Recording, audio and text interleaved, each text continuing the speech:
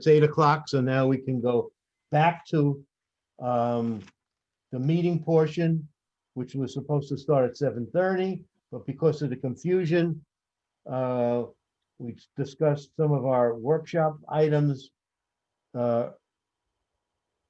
earlier, and now we're going to go into congregation Dexter Park, which is basically coming before us for the first time. Now, I'd just like to get an idea, because this is a public hearing. Max, I'm going to ask everyone that's logged in here that plans to speak tonight just to raise their hands now. I just want to get an idea of how many people there are. Just give me a quick count. We're not hearing from them right now. But before, I just want to let you know that I missed it before, but Morton Silberberg, who is here for was here for a Havas, raised his hand. Now, 13 people other than Mr. Silberberg have raised their hand as indicating they want to speak on this application. Okay, so I just want to tell that we have to hear from the applicant. The planning board members and our consultants are going to speak, and then it'll be opened up to the public. Now, it may be that we are not going to be able to hear from everyone tonight. That might be possible that we will not hear from everyone tonight. That does not mean that you will not be able to be heard, because this application is not going to just be heard tonight. It's going to be heard at least another meeting or maybe more, and you will have the opportunity then to speak.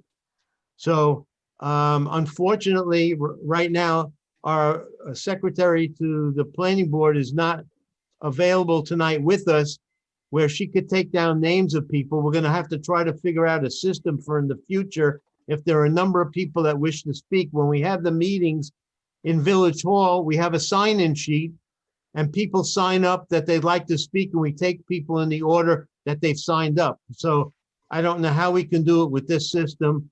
We'll look into it. Mr. Chairman, when people raise their hand, they will remain in the order that they raised their hand. And then as I promote them, I can ask them to spell their names, and I will write their name down on the video so that Mary can see it as well. But then you're only going to have the name of the person that spoke. You won't have the names of the people that wish to speak that haven't been able to speak at the meeting. That is true. Yeah. Okay. Right now, I only have 2 people who don't have their full name on the Zoom. Okay. Mr. Silverberg still here? Mr. Silberberg is. Yes, he still has his hand up. Yes, he's still here. All right, Mr. Silverberg, I'm just going to give you 2 minutes. Whatever you want to say, please say it very briefly. We can't have a lengthy discussion. We have to go into this other project. Hello? Yes, good evening, Mr. Chairman. Okay. Well, we already discussed it. We're aware that the trees got cut down. We're going to go take a look at it. And we have no idea whether those trees were on their property or yours. That's something that you will have to determine. And then when we look at the site, we're going to have to decide whether something has to be done there or not. We're not going to continue this conversation. If there's anything else you want to bring to our attention, please do it right now. But we're not going to discuss it any further. Yes, sir. By the way, I did hire a surveyor to locate the trees, and I'll report to the planning board when the surveyor presents his map. Okay. Is that going to be before the meeting on January 7th? I don't know, but I'll try to push it. Okay. That would help. That's going to help your application if we could get that information before January 7th. Yes, sir. Thank you. Okay. Thank you. For my do I have my 2 minutes now? No, you've got about 10 seconds left. There's nothing Okay, more we then. want to discuss. We'll discuss whatever else there is at the meeting. We can't spend any more time with this now, unless you want to wait until we're done discussing Congregation Dexter Park. Alan, give them Sure, 2 I'll minutes. No, Mark, Okay. we're not, no, that's it. Thank you for your concern, Mark. We have to Okay, go Mr. into the other project. Mr. Silverberg, I'm gonna put you back as an attendee. Thank you. You're welcome. Okay. Okay. Getting back to Congregation Dexter Park. Mary advised me that she did get the receipt that the mailings were done, but I don't know whether the return receipt postcards have been received by the village or not. We know that the post office is not having the mailman come and ring your doorbell and hand you a postcard that you need to sign to mail back. They write on it COVID-19, or the mailman puts his own initials on and leaves it in the mailbox. So the fact that a lot of people may say, I never got the mailing, I never got the green card to mail back. We know that the post office has their postman sign that themselves. Is it possible that out of 67 people that were noticed, someone might not have gotten the envelope? I guess that's possible, but I don't know what Mary has gotten back, or whether they've been turned over to Mary. Mr. Stroh, do you know that you have turned over those return receipt postcards?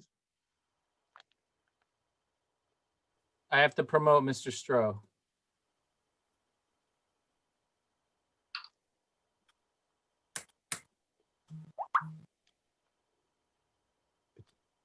It's either just a yes or no. That's all I'm looking for right now. Right. Whether the return receipts were turned over to her or not. That's all. We didn't get any of them back in my office as of this afternoon. Okay. So I don't think they're returning them to our office.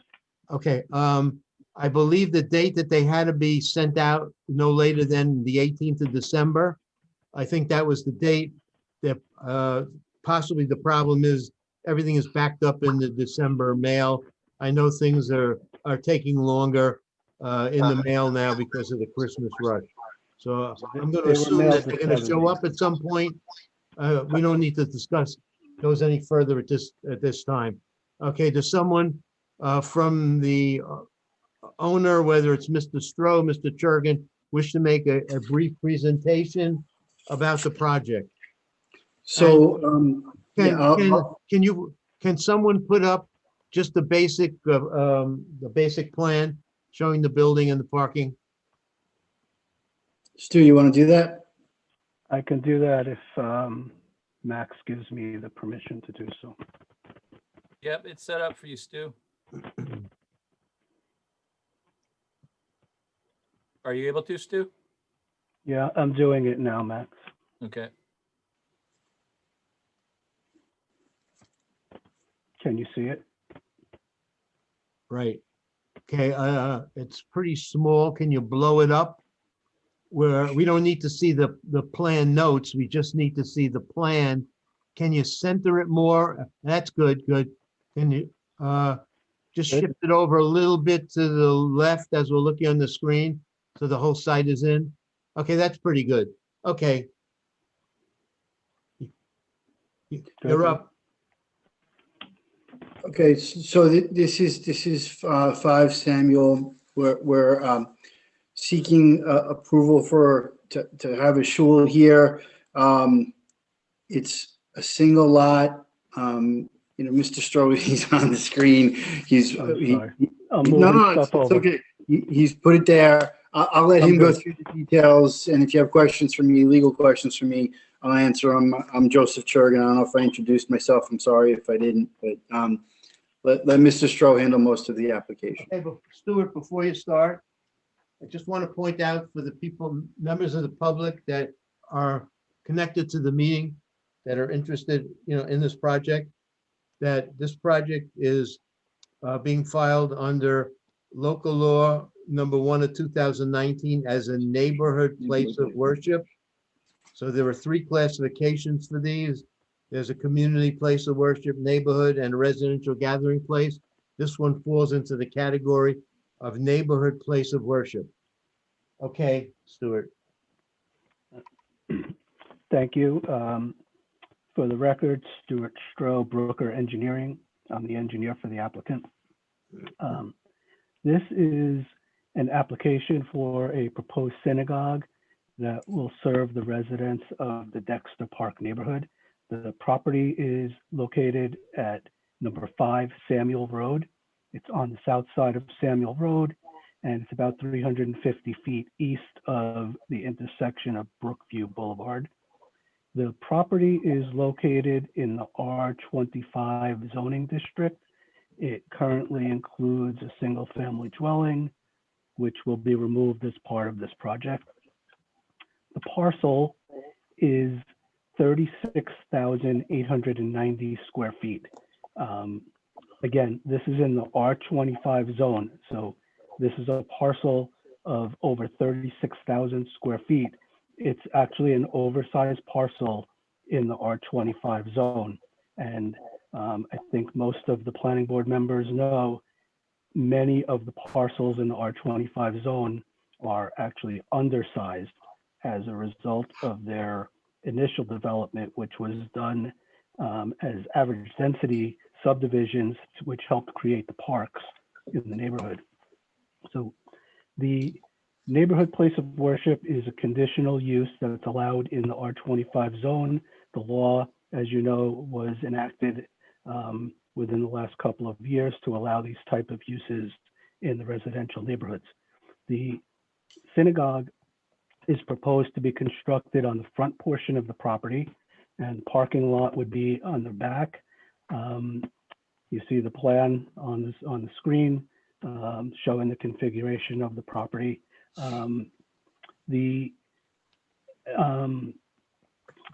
In consideration of the dimensions and shape of the parcel, we're proposing a traffic circulation pattern, which is one way in and one way out. So there's a 12-foot entrance driveway on the westerly side of the property, and there's a 12-foot wide exit driveway on the easterly side of the property. The project has been designed in accordance with the majority of the standards for the conditional use as a neighborhood place of worship. There's a list of conditional use requirements. They're included on the plan. They were also included in the narrative.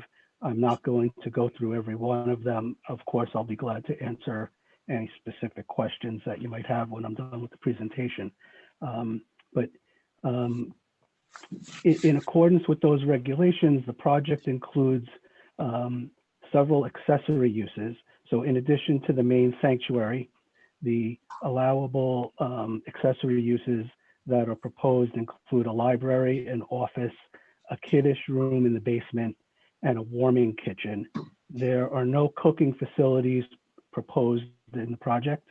There will be no catering as part of the project. And it's, I think, well known at this point that the kiddish room is not used simultaneously with the sanctuary. And the way that it operates is the sanctuary is used for the religious services, and then after the religious service, the congregation goes to the kiddish room for the kiddish, which the same congregants use the main sanctuary and then move to the kiddish room. They're not used simultaneously. The applicant in this project spent over 2 years searching for an ideal site within the Dexter Park neighborhood that could be developed in as much conformance as possible with the conditions of the neighborhood place of worship law. Several sites were considered, and as I noted earlier, the vast majority of lots within the neighborhood are non-conforming in respect to area or lot width or both. This lot is non-conforming in respect to lot width. The lot is narrower in the front and it widens toward the back. That is a significant consideration in terms of how the project was designed.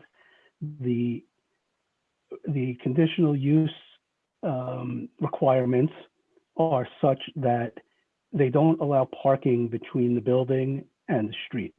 So in effect, the building has to be located on the front part of the site, and the parking has to be located on the rear of the site. Because of the shape of the site and the additional need for religious purposes to orient the sanctuary so that the congregants face the east, that dictated the shape of the building. And in order for the sanctuary to accommodate the congregation, it had to be of a certain size and square footage, combining the fact that it needs to be oriented to the east with the fact that the building has to be located on the narrower part of the site, dictated the dimensions of the building.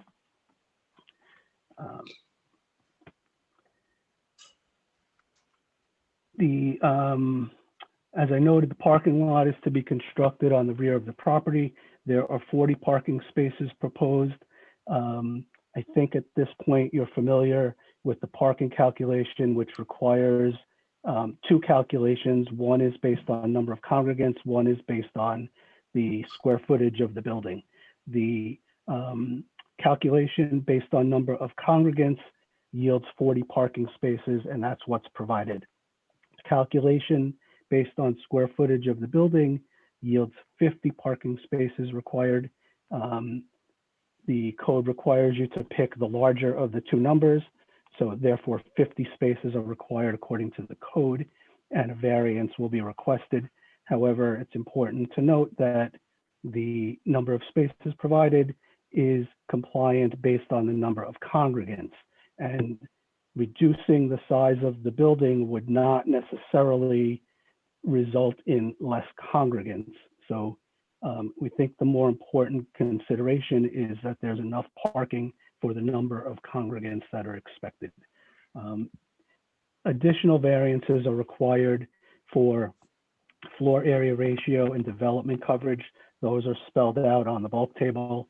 And we're also requesting the variance for lot width, which I noted is an existing non-conforming condition, but I think that it still requires a variance. In summary, Stuart, this stop project- a minute, because there's with the plan right now, there's another variance that you need. It's for the I 10 mentioned, foot of landscaping. I am jumping around in my notes and I can't believe I missed that. I'm sorry, Mr. Chairman. Okay, I'm trying to help you out, Stuart. Thank you, because I'm jumping around because I moved it to the screen and I missed Okay. that. Can So let me note I that. just stop you for 1 second? Yeah. So Mr. Stroh explained all the variances that they would need to be able to go ahead with this plan. This board cannot grant those variances. These variances would have to be granted by the Zoning Board of Appeals.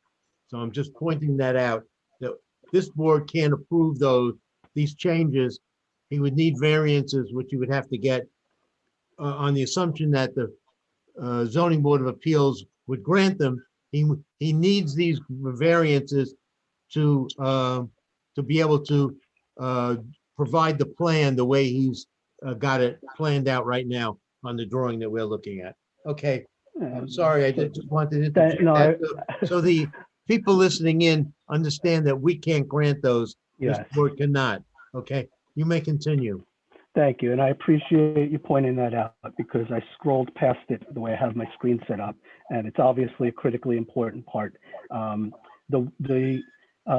The narrow width of the lot towards the front of the property that I've mentioned several times now also dictates that we don't have enough room for the 10-foot requirement for the landscaped area on the sides of the lot. So on both sides of the lot along each driveway, we're proposing 5 feet of landscaped area, whereas 10 feet is required. And again, it's factored in by all of the things I mentioned: the narrow part of the lot toward the front, the need for the orientation of the building and the dimensions of the building, and the desire to have what we think is a safer operation of one way in and one way out. Thank you for pointing that out for me, Mr. Chairman. I was going to conclude that this project has been very carefully considered by the congregation. They spent a lot of time looking at various properties, the location, the availability of the sites, the design of the building, the configuration and the layout, as well as the importance that it meets their religious needs as a synagogue. I've worked with the applicant to make numerous revisions to the plans before this submittal, trying to work out these issues to the best of our ability. They've put a lot of effort and time into it. They're really dedicated to constructing a facility here that serves the neighborhood and that everybody will be proud of, and that respects the concerns of the neighbors in the area. And we appreciate this opportunity to present the project, and I will be glad to answer any questions. Thank you. Okay, one thing I just want to point out, I didn't see on any of the plans the dimension at the front of the site. I put a scale on it. It scales in accordance with your 1 inch equals 20 feet. It looked like it was exactly 100 feet. Do you have that dimension? Is that a correct dimension? I just scaled it with a scale. I think that you're correct on that. I know that the lot width measured at the front setback line is 108 feet, and I think that you're correct about the 100 feet, Mr. Chairman. Yeah, and I'll okay. make sure that that's reflected on the next version of the plan. Right. Okay, just one thing, because of the configuration of the driveway, one way in, one way out, we know that the fire department likes to review the plans, and on every project we send them, they like to know that this large aerial ladder, this Tower 20 vehicle needs to circumvent the site, and it would appear, just looking at it visually, that that vehicle would never be able to go in this site and turn around. I would like to propose that, since the Rockland County Department of Planning usually sends us a letter indicating that the project should be reviewed by either the South Spring Valley Fire District, the Village of Chestnut Ridge Fire Inspector, or the Rockland County Department of Emergency Services. On this project, I'd like to recommend that we send the plan to Rockland County Department of Emergency Services to see how they would respond to our request for evaluating this site in the event of an emergency that had to be dealt with by the fire department, whether it was a fire or it was some other emergency that they were called to this site. So I'd like to recommend that we send it to that organization to see what kind of a response we get, because I know if we send it to the South Spring Valley Fire Department, they're going to say, we can't get our aerial ladder in here, and maybe Department of Emergency Services would look at this differently. So that would be my recommendation, and we can discuss that further. Now, does the board want to offer any comments or suggestions at this time? The applicant knows that with this layout, he needs a number of variances, or does the board feel at this point that we just like to hear from the public at this point? So I'd like to poll the board. Mr. Levine, do you feel that the board should be making comments at this time, or we know that there's at least 13 people that wish to speak? Let's hear from the public at this point. I do have questions, but let the public speak. Okay, Mr. Stern, do you agree with Mr. Levine? I do. Okay, Mr. Cohn Yes, let's hear and from the public Mr. first. and Jeff, what about you? I agree. Let's turn it over to the public. I do have questions, but I'll hold Okay, comments till later. fine. Okay, so Matt, So here's how it's gonna work, okay? We're gonna let the people ask a question to direct their question to me. If I can't answer it, I will refer to who can, whether it's one of our consultants or it's the applicant's attorney or their engineer to get your question resolved, okay? Everyone has a maximum of 5 minutes to speak, but I would just ask that people be as brief as possible because I'd like to see if we could possibly hear from everyone tonight, if that's going to be possible. The problem becomes when someone raises an issue and then the discussions that ensue just take a long time to answer. It may make it impossible to hear everyone tonight, but this project will be before us again at another meeting and at least another meeting. And the applicant will have to go to the Zoning Board of Appeals for variances. So there will be other opportunities to speak. No one will be denied their ability to speak. So Max, can you take the first person?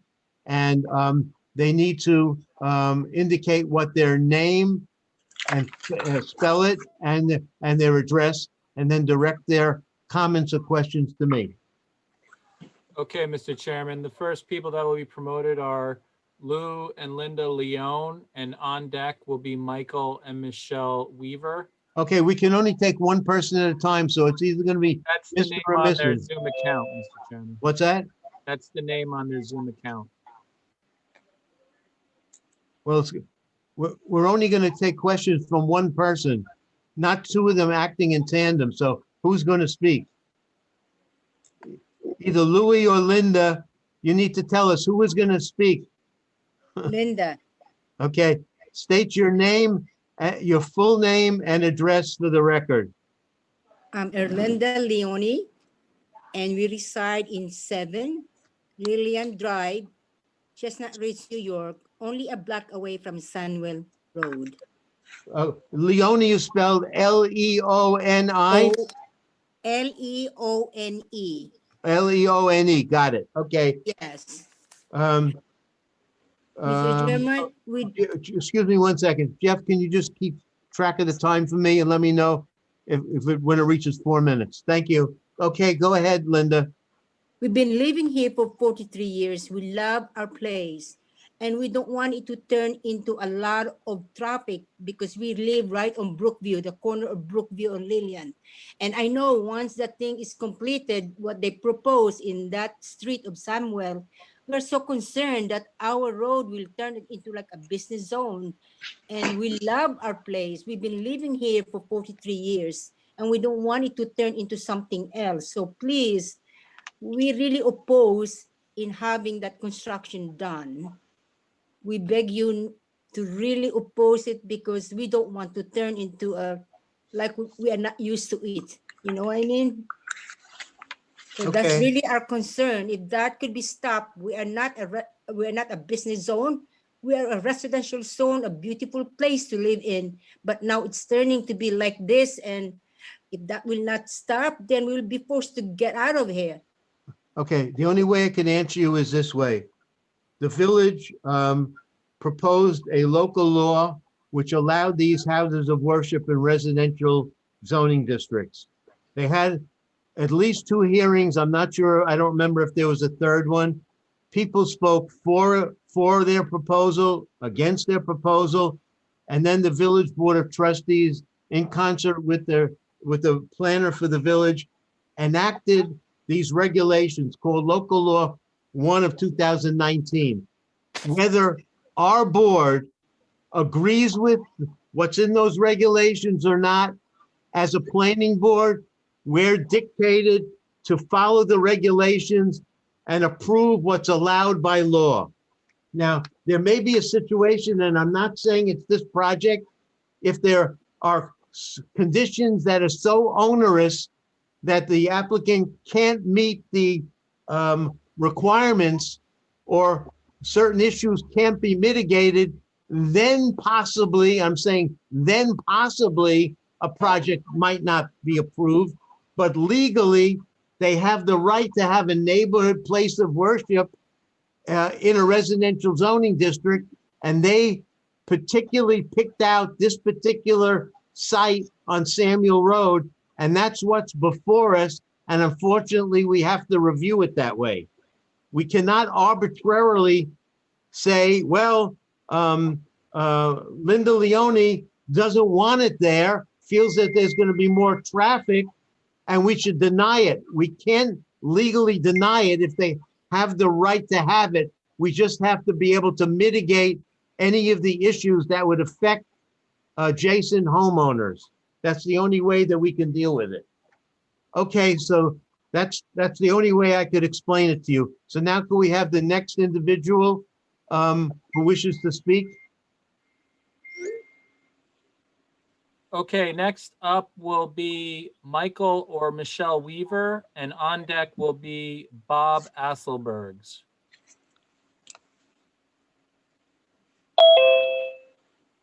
Okay, who is speaking? Michael Weaver. Mr. Weaver, is that W-E-A-V-E-R? Yes, sir.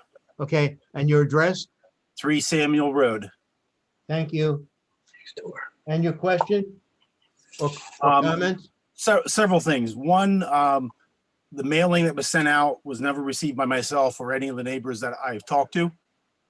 So I don't know when it was mailed out and I'll explain that. It's my understanding that it had to be mailed out no later, I believe, than December 18th.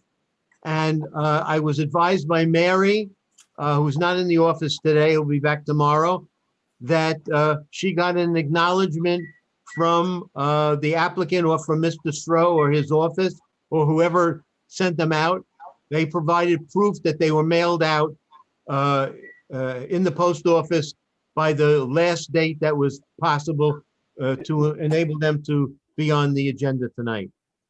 But again, nobody that I've talked to received it. So I'd be curious to see what the response from the post office is. Second, I called the village today and I was told that there was no public comment today, that this was not a planning board meeting. And also, again, the posting of the neighbors was 8 o'clock on the meeting. So a lot of things that were mishandled with this. Okay, we're aware of that. Okay, our agenda, which I prepared weeks ago, indicated this was like, called it a split meeting. The first portion was to be the meeting portion to discuss this project at 7:30. The agenda clearly indicates that. And that the workshop portion would start at 8 o'clock. So how things got mixed up, I do not know. All I know is that my agenda, when it went in, had the correct time on it. I was advised by two people that the poster at the site, it said 8 o'clock. It didn't say 7:30. And I have no idea as to who in the office gave that information out today. And if they did, it was erroneous and it was incorrect. Unfortunately, Mary was not there, so the call did not go to her to explain it. Mr. Chairman, can I just clarify that point?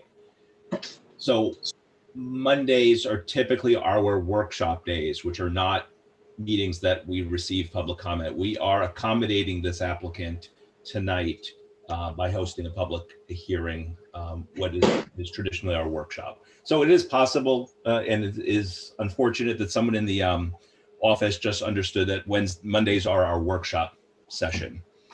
Right. Okay. So And I'm just going to add, this isn't the first time an applicant had to do a mailing, and we get a lot of comments that some people didn't get the mailings. We can't control it, and the applicant can't, as long as they prove to us that they sent the mailings out by the time that they were supposed to, we go by that. Okay. Is there anything else that you have? oh, there's a list and I won't be able to get through all of it, but I think that the structure is too large for the property. The new buildings will be at least close to 4 times bigger than the existing house, which is, by the variances that they're requesting, this is going to be 5 feet from my property line. So I'm concerned about the size of the structure. I remember reading something, I think from the board, saying if you would reduce the size of the synagogue to 7,000 square feet, it would take care of your offsets and your parking issues. So I would just say I would wish this would be scaled back to more appropriate size for the property. And the statements that this was carefully sought out property, I reject that because I know this property was never listed. It was sold within the hours of the homeowner calling a real estate agent, so it never got to market. So this was scooped up immediately. So I'm not sure how much planning there was for this property. Okay, I'd just like to question something that you said. Who was it that said if the building was scaled back to 7,000 square feet, it would? I remember reading something. I don't have the letter in front of me, but I remember seeing Mr. something. Chairman, this is Max Stock. That's in our review memo. Okay, got it.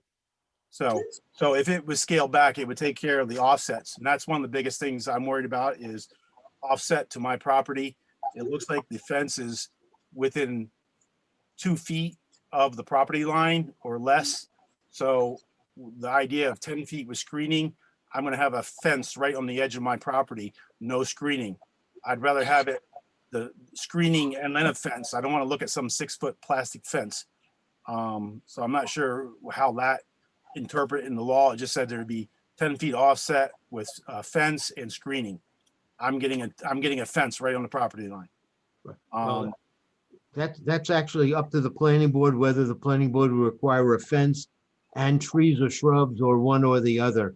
But that's something that's down the road. It hasn't been decided. Well, I'm just setting out my concerns.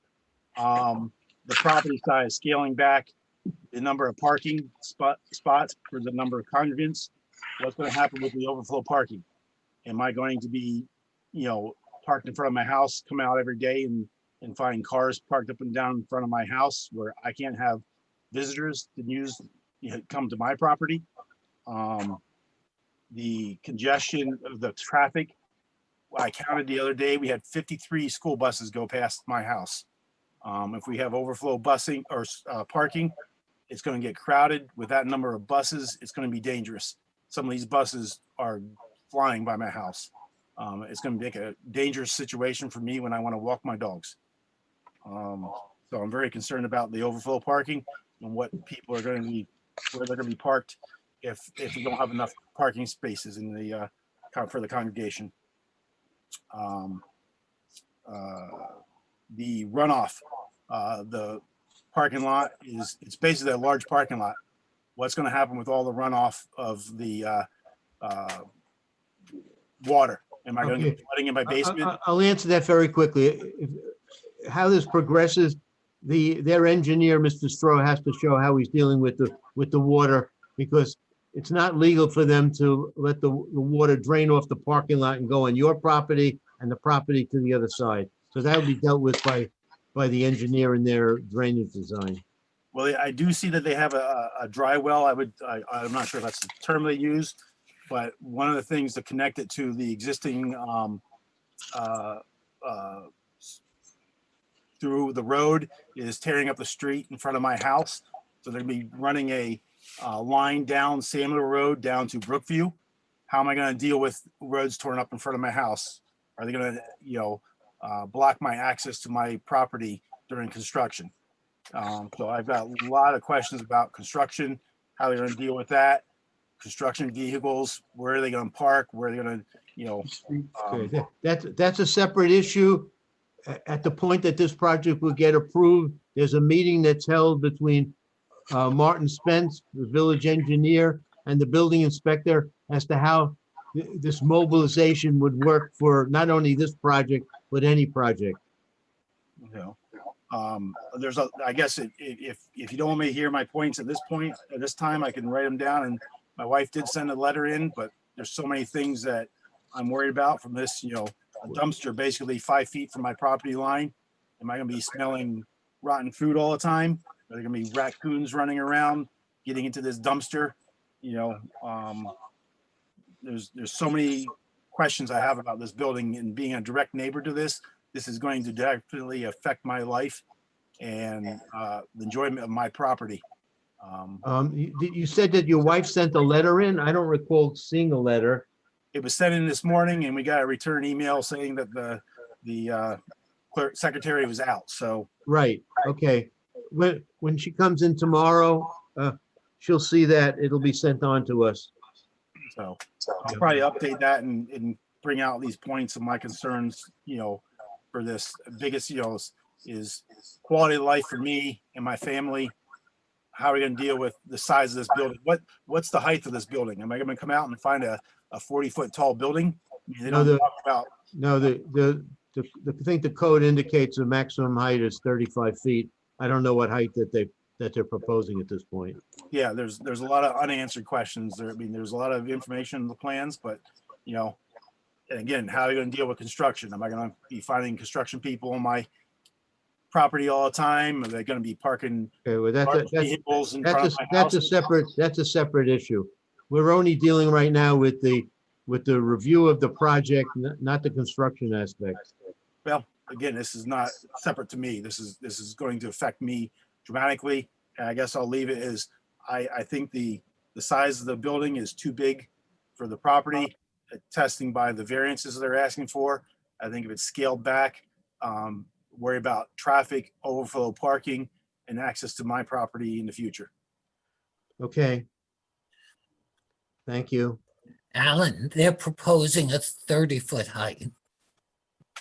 Okay. Jeff, you know what you're supposed to be doing? Okay, got it. Okay, next, would you let the next person in? Next will be Bob Asselberg, followed by on deck, Mr. Liebelson. Mr. Asselberg, please state your address. Thank you, Mr. Chairman. It's Robert Asselberg, 6 Crown Court in Chestnut Ridge. I've been a resident of Chestnut Ridge since 1986, and I love the diversity in this village that it offers and will continue to offer. I have a couple of questions and then some comments. I'll also be supplying all of these in writing to Mary Ballack at the village clerk. Right. I heard this meeting described from time to time, Mr. Chairman, as a meeting and at other times as a public hearing. Okay. Is it a public hearing? I'll explain that. Okay. No, is it a public hearing or is it not a public hearing? No, it Are you is. speaking? It is a public hearing. That's why you're allowed to speak. If this applicant came before us and it was just a public meeting, then we would meet with the applicant and we would discuss the project, but the public would not have the right to ask questions and speak. Okay, thank So you. the fact that it's a public hearing, it gives you and any member of the public the ability to speak and ask questions. Thank you. Has the applicant confirmed that all of the information required for this application has been filed and completed? And if so, where is it and when is it available for the public to view in all its glory, including detailed calculations? Okay. Stu, all the information that we've been asking the applicants to provide is going up on some website. We can advise you how to access that. Can we do that tomorrow? Can I have Mary advise you how to access all this information? Yes, that Okay, would be fine. Digital access is preferable, and Stuart and I have talked about this type of format before, and he says it's available. So let's make it available, but not just to me, to the general public. yeah, no, it is. You just have to have the ability to know how to access it. So let me do this. Why don't I ask you to call Mary tomorrow morning? Because I'm not going to be able to see her until sometime later in the day. And she'll be able to give you the link to get onto it so you can see the plans and the documents that were submitted. Okay, I did get onto a Google Drive that has some of this information on it, but I don't think that it's a complete file. I think it's just sort of headline type stuff.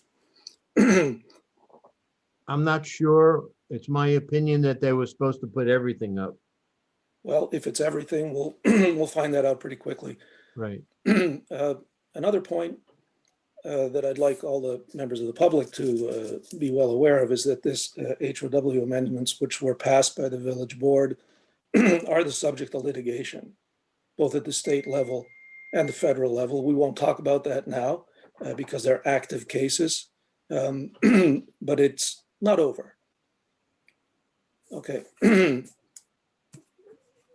next comments relate to both Dexter Park and also corporate commerce, and even to just about any application that's in front of the planning board right now. And But I'm let gonna me start just with- stop, let me just stop you. You need to Yeah. be specific, because all you can discuss with us tonight is this particular application. You can't discuss corporate commerce with us, because that's not before us this evening. That's as a fine. Then public hearing. take my comments as specific to the Dexter Park then. Yes, thank you. When you look at the planning board's site development plan rules and regulations, the SDPRRs, the last amendment was made in April of 1994. Those rules don't include the requirements of two newer local laws.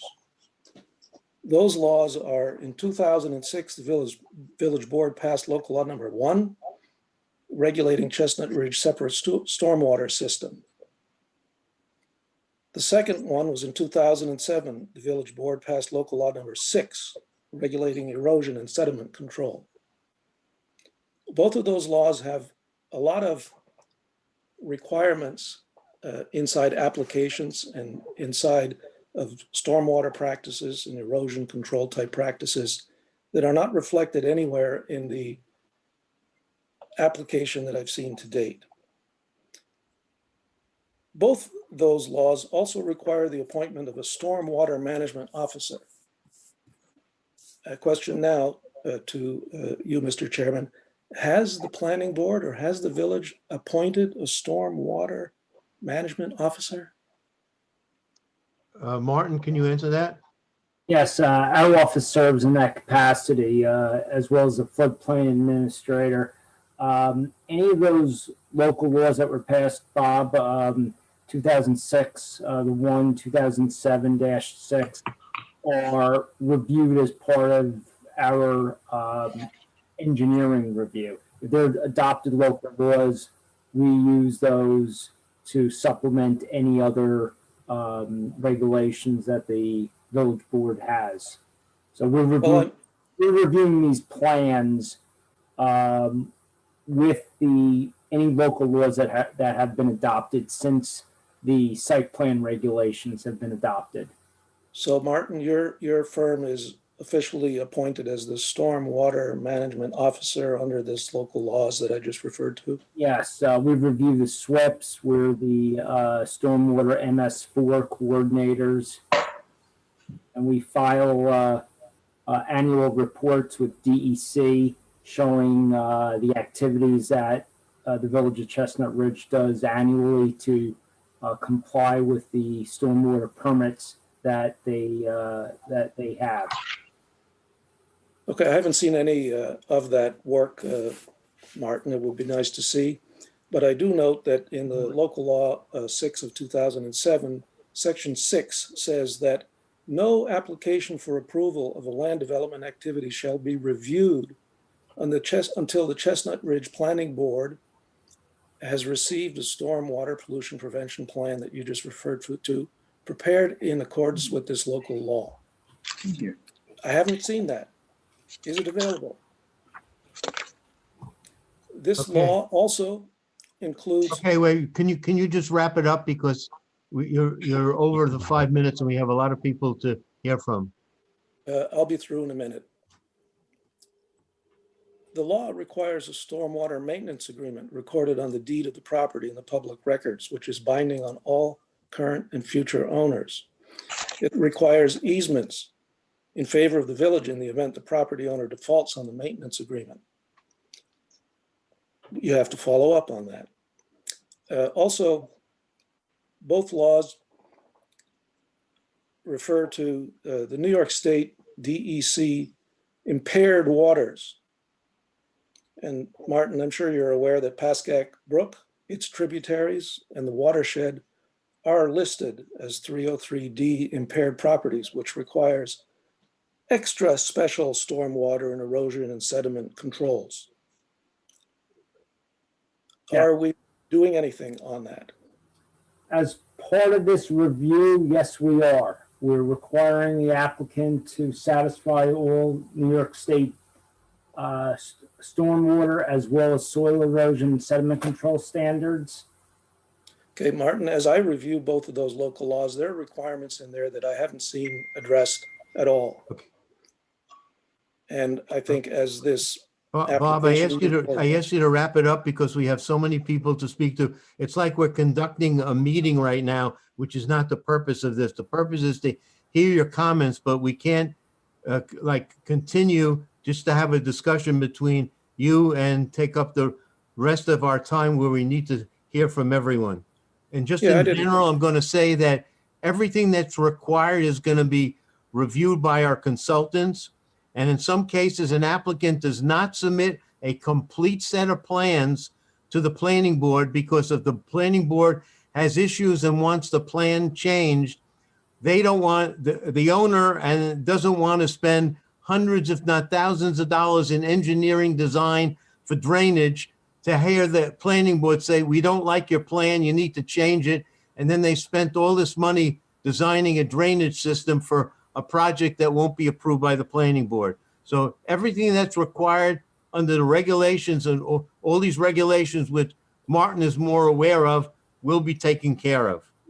Mr. Chairman, and if I could just add, it's a process that we ask for. We have reviews out there for this project. There may be certain items that may not be applicable based on the area of the lot, but all those items are checklist items and are vetted out during this process.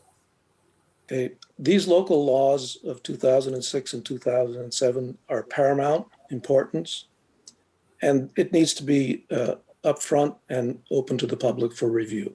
Thank you. Okay, thank you. Okay, Mr. Chairman. Next up will be Jerry Liebelson, followed by Maria Hennihan. Mr. Liebelson, just state your address for the record, please. Yes, Jerry Liebelson, 31 Midway Road. Do you hear me okay? Yes? So I want to speak to the impact to the neighborhood and to neighbors from the intensity of this place of worship as a neighborhood place of worship. From the narrative summary that the applicant provided, you will have that, there'll be activities 7 days a week and at night. There'll be services Monday through Thursday. In the morning, there will be nighttime Talmud study from 8:15 to 10 p.m. Saturday, there will be morning services and also afternoon services, another activity going to 8:15 p.m. And also on Sunday morning, afternoon, and again, evening services to 10 p.m. That's just the regular activity. And also, we talk about places of worship needed because they need to be in walking distance on the Sabbath. But make no mistake, that is only on the Sabbath and holidays, okay? The congregants will be driving and parking during the weekday to and from their way to work. We see this everywhere else. We see this currently at 312 North Highland, where the congregation is currently illegally residing with a couple of outstanding violations. Okay, so let's make no mistake about that. Now, that is all just the regular activity. Now, then there is the social hall. Now, there was talk of the kiddush room. The so-called kiddush room will occupy the basement and will be 2,800, roughly about 2,400 square feet. In fact, it's actually labeled as a ballroom in the preliminary floor plans submitted by the applicant. So we are going to have bar mitzvahs, receptions, all other kinds of events occurring at various times. Then so the concern will be, what about overflow parking? Okay, you've got a very small site there. We're supposed to believe that when you have these special events, there's only going to be limited to the maximum 200 congregants. So let's look at the history of 312 North Island. I wish there were people here tonight who live there, but if you ask them, they will report to you that there have been a number of events with several hundreds of people with cars parked double the street along Perth Avenue and et cetera.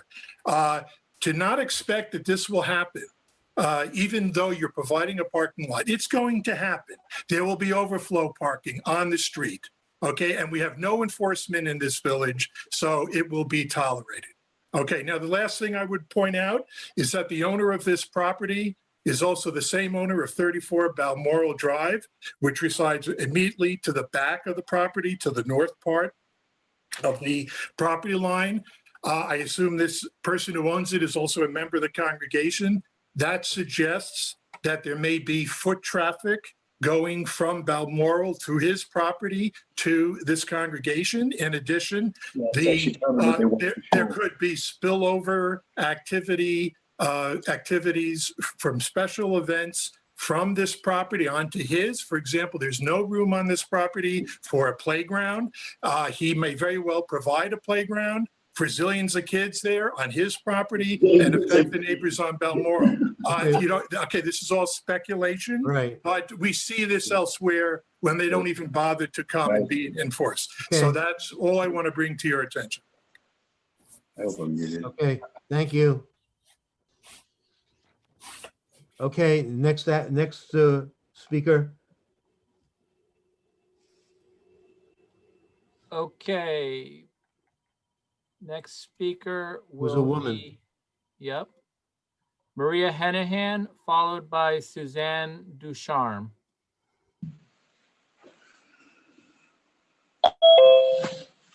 Maria, please state your address, please, for the record.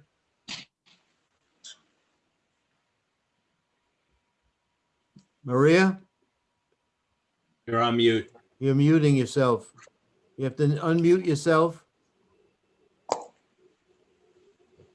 Okay, can you hear me now? Yes, please state your name for the, Yes, your address hi, for the I'm record. Maria Hennihan, and it's Hennehan, and I live at 6 Samuel Road, which is right across the street from the proposed neighborhood house of worship, okay? I just want to start off by saying that I did not receive a notice, okay? Just for the record. Okay, I moved here 33 years ago with my family, and whenever I refer to my neighbors or my friends, I always say that I live in such a quiet, peaceful place. I love being able to hear the birds sing in the morning, see the deers, see the turkeys and everything else. That's all going to change by the traffic that this proposed neighborhood house of worship will bring. A parking lot for 40 cars. It's going to be large enough to house 200 people. There's going to be an overflow of traffic of cars parked on Samuel, as well as the surrounding streets. Gridlock traffic overcoming our quiet streets. There's going to be services 3 times a day, starting early, about 6 o'clock and ending at midnight. Our quiet street will now become a busy main road. Our street is too narrow to support this traffic. We have school buses that are going by, you know, that have so many more school buses than in past years, that some of them speed. And with cars parked, it's going to be very dangerous for everyone. The law for the neighborhood places of worship was changed last year, but still variances are being requested. This belongs on a main road. It would be much safer for all. I did send you a letter. This was just some of the things I wanted to talk about. I'm also concerned about emergency vehicles. I don't know how they, and when we have snow, what's going to happen. And the noise, I'm sorry. You know, our street is so quiet. It's so peaceful. And that's going to change if people start talking outside late at night, early in the morning. Thank you. okay, you said you sent a letter? I don't. Yes, I did. I sent it December 3rd, I believe. Has anyone seen a copy of a letter from her? The letter went into Village Hall. Mr. Yes. Chairman, what I have is an email from Yes, it was emailed. from Maria Hennihan, and it is on the village's website under resident comments. Oh, okay, we'll have to look at that. Okay, thank you, Maria. All right, thank you. Next, Okay, Mr. Chairman, next up will be Suzanne Ducharme, followed by James Loranger.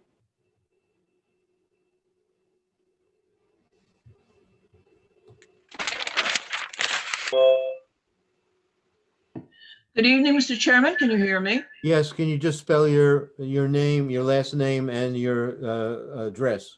Yes, Suzanne Ducharme, Ducharme,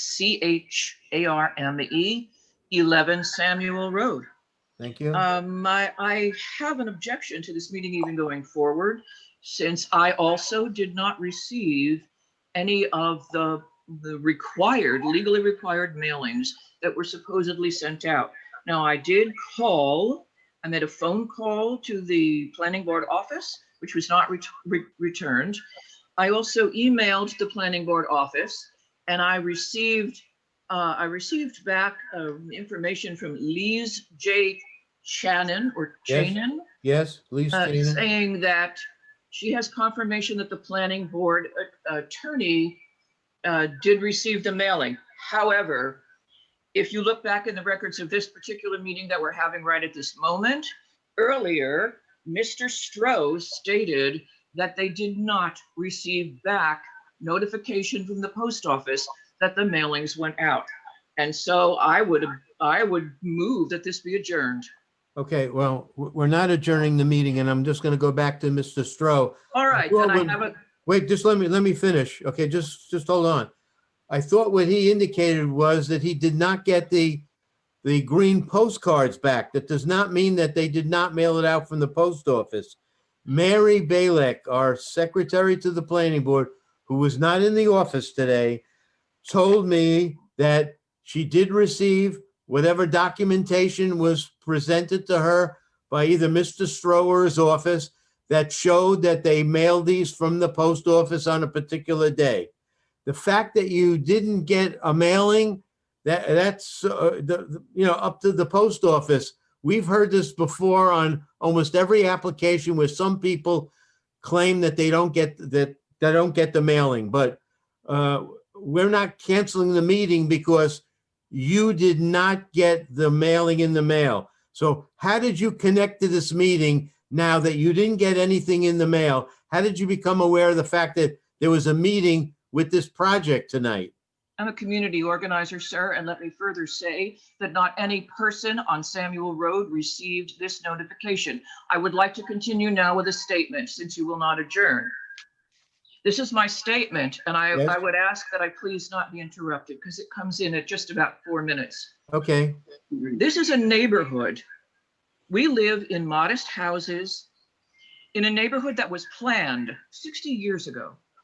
There was never any intention that businesses would be allowed here because it has been zoned residential all this time. The fact that the developer managed to get a law passed which overrides these zoning laws does not change the fact that we are still a residential neighborhood. We don't want a 10,000 square foot building in place of Marge and Pete's house. We don't want a 40-car parking lot where their kids used to have their swing set. We don't want excessive traffic zooming up and down a dead-end street. We already have to put up with buses zooming around as late as 11 p.m. When we have complained about the buses, the buck gets passed. The owner of 5 Samuel also owns 34 Balmoral. We can make a pretty good educated guess based on other projects of this nature that the intention will be to break through and to use both properties as egress to this building. We have recently had a water main break and a power failure right down the street from this house. We have power failures every time the wind blows. How can this ancient power grid possibly support a complex that is supposed to have over 200 members. The current noise ordinance in the town of Ramapo extends from 8 a.m. until 11 p.m., but this business intends to operate from 6:45 a.m. How does this not violate the noise ordinance? If there will be a mikvah at this address, has the EPA done studies on how the drainage of gallons of chlorinated water every day will affect the ecosystem? How does the developer plan to collect the rainwater that is required to make the mikvah kosher? I can't stress enough how disruptive this will be to our way of life. If the developer wanted to build such a structure, they should have sought another location rather than disrupting and antagonizing the people who have lived here in some cases for generations. Would you want it in your backyard? 3 doors down from the house that your father helped to build? Would you want that added traffic and noise and pollution where you live? Then why do you think it's okay to do this to us? This project is morally and ethically wrong, regardless of whatever some law may say. Please do the right thing and stop this plan while you still can. Thank you. Okay, first, I just like to state for the record, it's my understanding that the state of New York has indicated in various legal documents or challenges, and Paul Baum, our attorney for the planning board, can address that more than I can, that houses of worship, it doesn't mean a Jewish house of worship, doesn't mean a mosque, doesn't mean a church, that a house of worship belongs in residential zoning districts in the state of New York. Then I would suggest that the law needs to be repealed because it is not consistent with the current living conditions of the people who have been living here since the 1950s. Okay, I heard what you said. I'm just stating for the record, and whether I I'm agree aware with of that, that or Mr. like Rubin. it, Thank it you. doesn't matter, because unless the law gets changed, we're dealing with it. And based on that, we've got this local law number 1 of 2019 that was enacted as a village law, and we're empowered as a planning board to review a project based on these regulations. Yes, sir. So- You're also empowered to listen to public input. Yes, we, and to take that into and consideration. yes, we And I do. do thank you for We listening. do listen, I thank you for that. and we do take into consideration everything that's said. And I thank you for that. Okay. Now, in terms of her requesting that the meeting be canceled, Paul, what is your legal response to that? On the basis that she did not get a All I can mailing? tell you, Mr. Chairman, I have not seen any of the documents. I'm relying upon Mary. Mary tells me the mailings were done, that the applicant submitted the appropriate affidavits of mailing and the affidavit of posting. I assume the white mailing receipts were turned into the village. So Mary has told me she has all that. So based upon that, we have a legal meeting.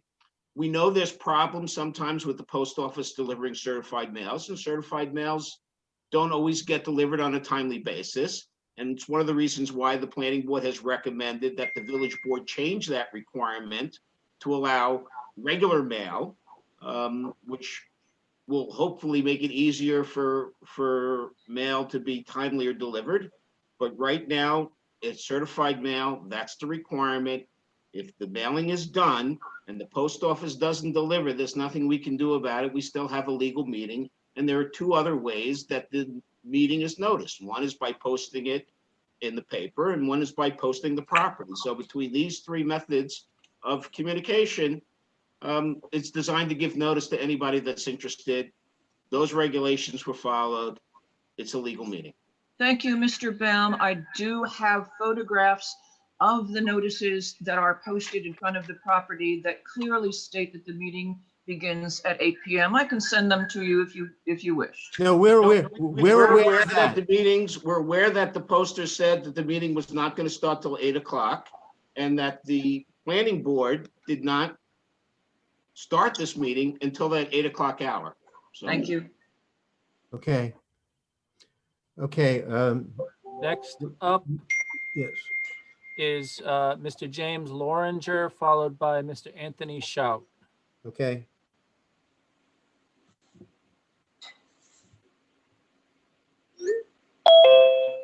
Okay, Mr. Loringer,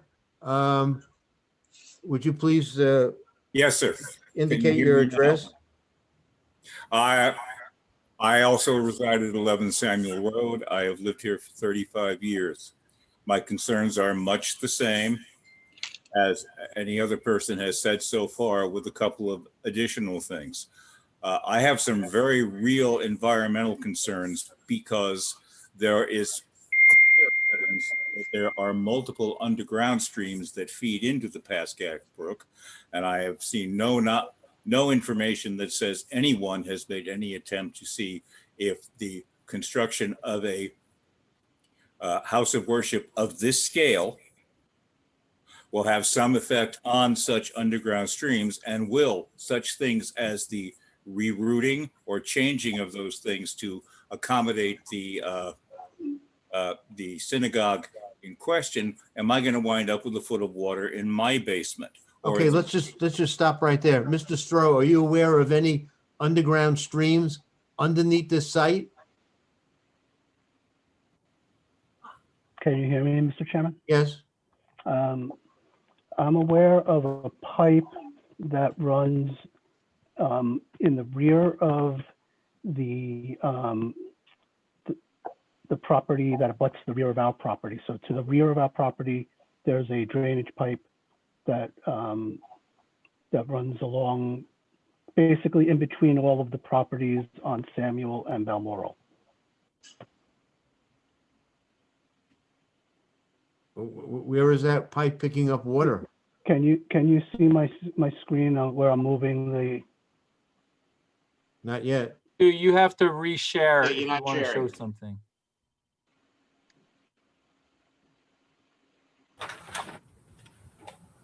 Can you see my screen now? Yes, There's a drainage pipe that runs right.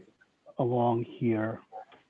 And if I zoom out and go to the vicinity map, noting that the vicinity map is oriented in a different direction, it runs between the rear yards of the properties on Samuel and Balmoral, and it discharges into the storm drainage system in Brookview, I believe into Ross, and then eventually into the Pascack Brook. Okay. Where is it draining from? Where are the inlets? It drains an area to the west of the site. It drains some catch basins in Balmoral, and I'm not sure if it drains any in Cheryl Street or Bell Lane. I'd have to look into that. Stuart, is it on the subject property at all? Does it encroach on the subject property? No, it abuts the subject property, but it's on the property that abuts to the Is rear. there any proposed modifications to that drainage system or that piping? There are no proposed modifications to it as part of this project. I looked into it to see if it was something that we could potentially connect to, and it was, our surveyors couldn't find any, we couldn't locate it, any landmarks on it. I went out there myself, in fact, several times to try to see if I could find any evidence of manholes or something, and I couldn't. But if you go to Brookview and look into the catch basin, you can see it coming into the catch basin. Yeah. All right, and so in Right answer, in this corner. in answer to this individual's question, it'll have to be looked into further. We can't resolve that tonight.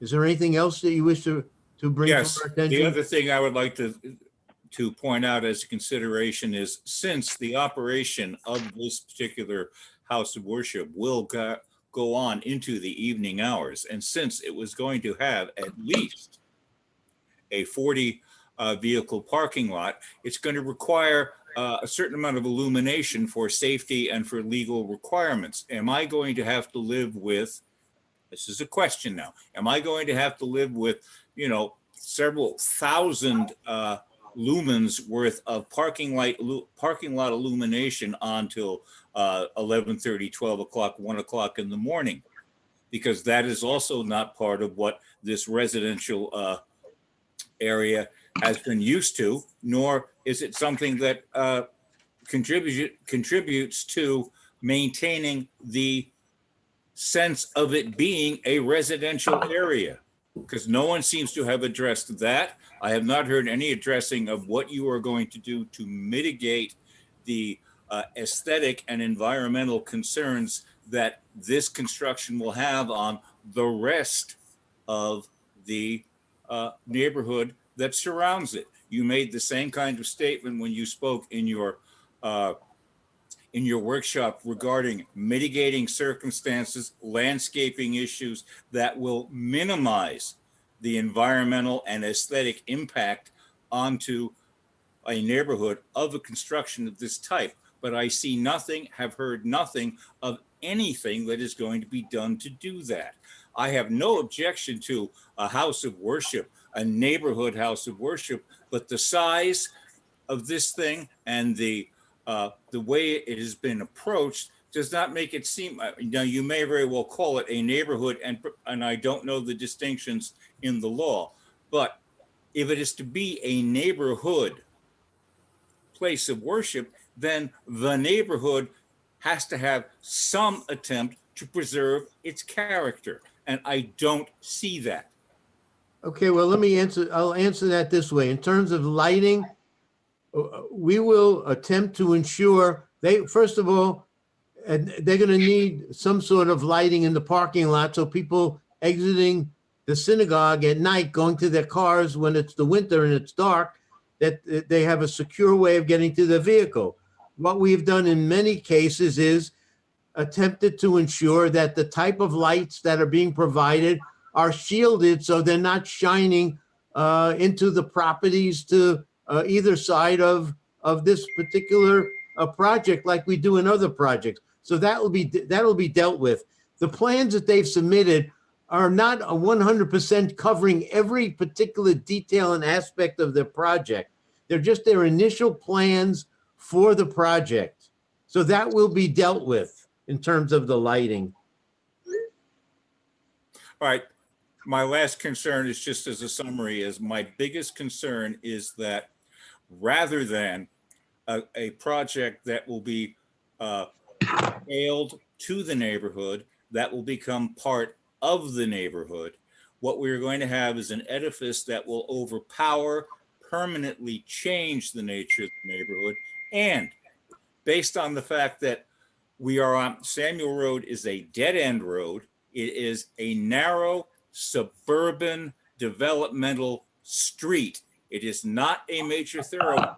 It was never intended to be a major thoroughfare. Allowing for that, I am most seriously concerned somebody's going to get hurt, somebody's going to get killed. Do you want that on your conscience? Is there anything else? No, I've covered it. Okay. Thank you very much for letting me. We hear your concerns. Okay, who's next, Max? Next up will be Mr. Anthony Schott, followed by somebody identified only as Jaeger or Jager. Right.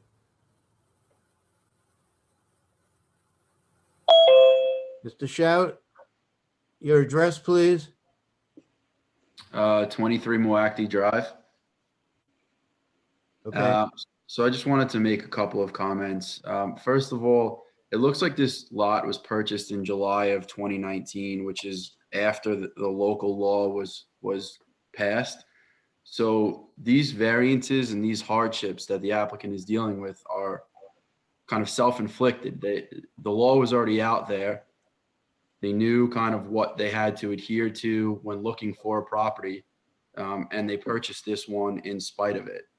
And I know Mr. Stroh had mentioned that they had been searching for over 2 years prior to purchasing this property, which is comforting, except this local law didn't even come known to the public until February of 2018. So if they were searching for the property for over 2 years, we're going back to summer 17 or prior, which means I guess they were involved with the village board in the drafting of this law. And if that was the case, they were well aware of all of the standards and minimum requirements that they had to adhere to. And in spite of all of that, purchased a lot and are attempting to develop something that can't adhere to all of these requirements. So I'm just kind of pointing out that they were really self-inflicted there. And I don't think, someone had mentioned earlier a comment, I guess that NPV had said that a 7,000 square foot structure would kind of alleviate most of the variances. And I guess I would support that a little more. I don't think the intent of the law was to build as close as you could to 10,000 square feet and then just apply for variances with whatever you could build on 10,000 square feet. So, regardless of thoughts on the law, I just think the intent of it in trying to develop that much is overreaching even beyond what the law permits. A couple of the variances that prior speakers had mentioned are a little bit concerning. Obviously, the 5-foot side setback. I mean, this is a large structure right on top of a property. And I think just making the structure a little bit smaller would at least show that you're working a little bit with the neighbors to try to alleviate what's butting up against their property. The other variance that concerns me is the parking. We know that's an issue, and that the parking, any additional parking that's needed is going to spill out onto the streets and kind of overwhelm some quiet streets. So again, reducing the structure so that you can either fit more parking spaces or so that it reduces the required parking spaces based upon the structure size, I think would be helpful.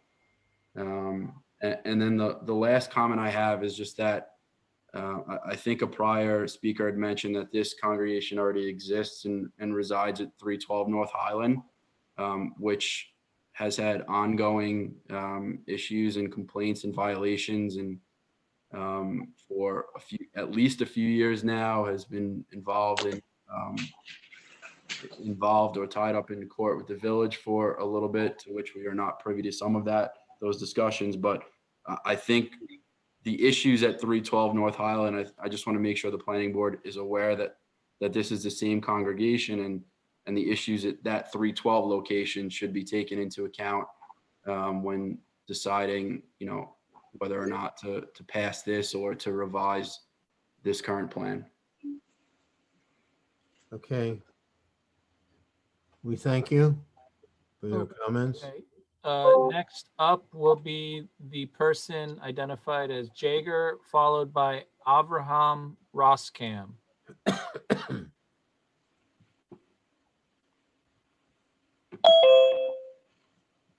Is that a first name or a last name? Jaeger. You have to unmute yourself. Oh, yeah.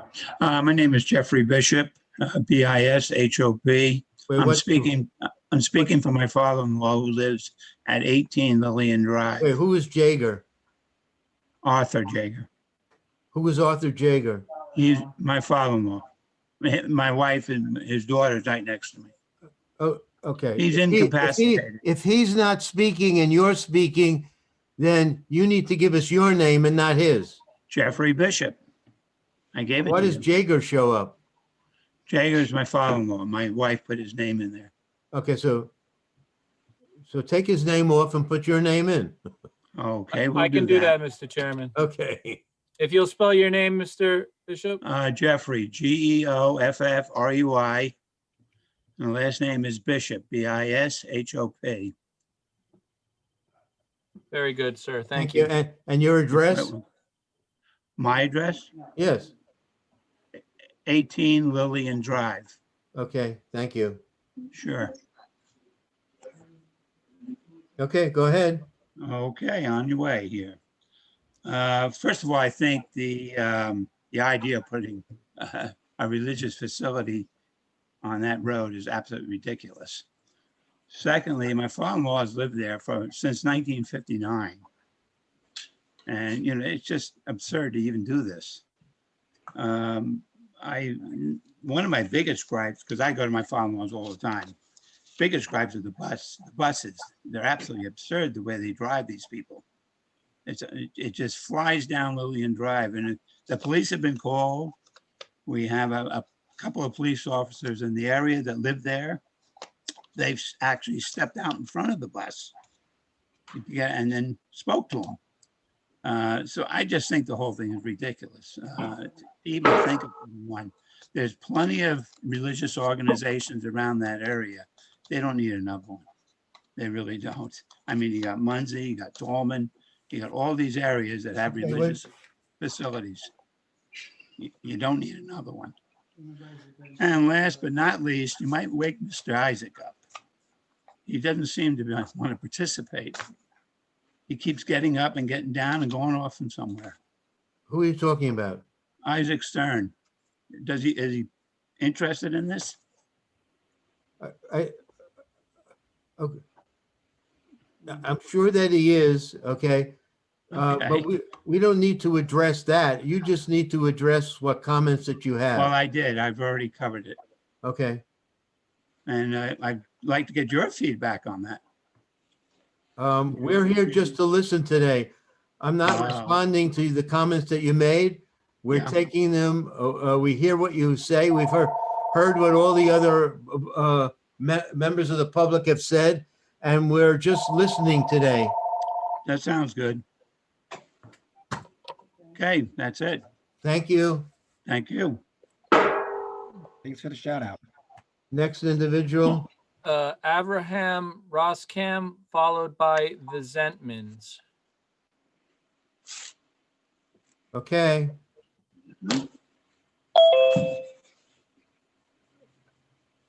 Abraham Roskans, please spell your full last name. It's the complete last name is not on the screen. Okay, Roskam. Correct. Okay, and your address? 18 Samuel Road. Okay. Good evening. My name is Avram Roskam. I live just up the block at 18 Samuel Road, Chestnut Ridge, New York. I am the president of Congregation Dexter Park and have been deeply involved in this project since its inception. In a concerted effort to be sensitive to our neighborhood and neighbors, we have spent over 2 years searching for the most ideal shul lot location that would accommodate the HOW law, as well as the walking distance from our congregate's home to the shul when we do not use the car on Shabbos and Yom Tov. As you may be aware, Dexter Park is essentially comprised of 3 sections. This most central section is made of lots that are part of the cluster zoning used to create Children's Park, which leave lots around 1/4 to 1/3 of an acre. In the other areas of Dexter Park, the lots are roughly 1/2 an acre, with the vast majority on non-conforming lots in one way or another.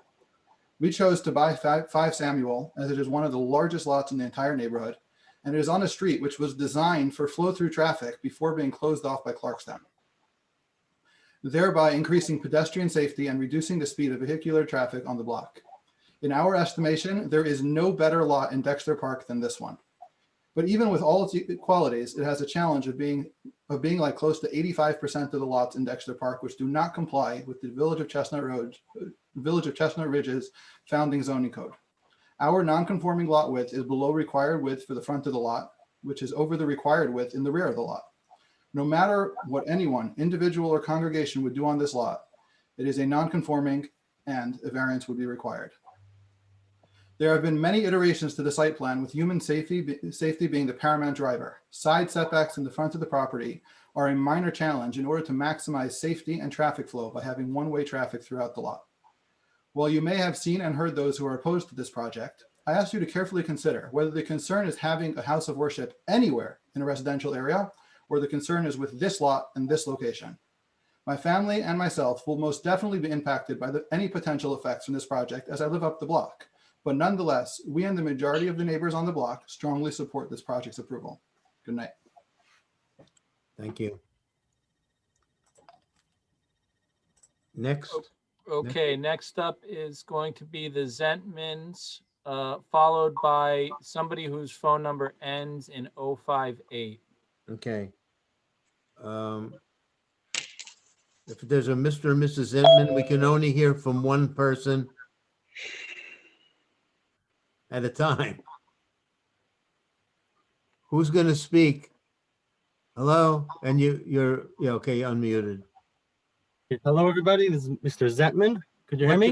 What's your first name? Akiva, A-K-I-V-A. Okay, I know how to spell that. What's your address?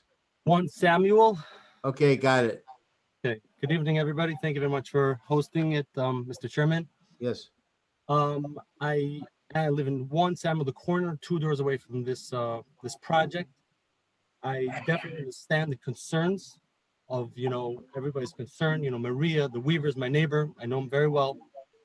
And I know the members, the board are very considerate, trying to make it work for everybody, to be the most accommodating as possible. We're not looking to step on anybody's toes.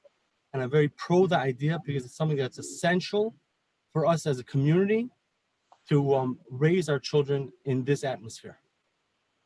That's what I have to say. Okay, could you just explain what you mean by that, to raise your children in this atmosphere? Just explain that to me. Yes, as being Orthodox Jews, it's necessary to have a synagogue that we could all pray there. And I definitely understand the concerns, but people said that, 3 in the morning, we're not doing these things. We're trying our best to accommodate. And if anything, if I may say, the foot traffic will alleviate the car traffic, because if you use the foot traffic going through to Balmoral, less cars will be used. I know people tested, many people I met around my block testing just to walk, not to use the car, to accommodate the surroundings and to leave it as much as, as comfortable as possible for all the surrounding, neighbors and things like that. Got it. Okay. Thank you. Okay, next is going to be the person whose phone number ends in 058. And then I have Mr. Aman. Okay, just let me ask you, when I ask you to see how many people there were that wish to speak and 13 raised their hands, this is the 13th person now. So there are more people that wish to speak after this person who's 13th?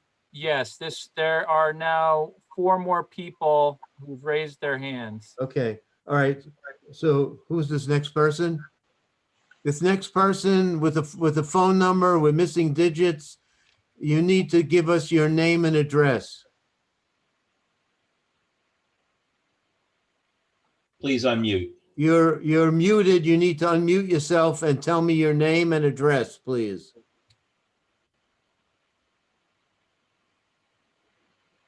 Okay, do you hear me now? Yep. We need Yes, your name hi. and address, please.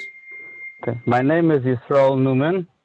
My last name is Neumann. And you I live live at? on 21 Samuel Road. Thank you.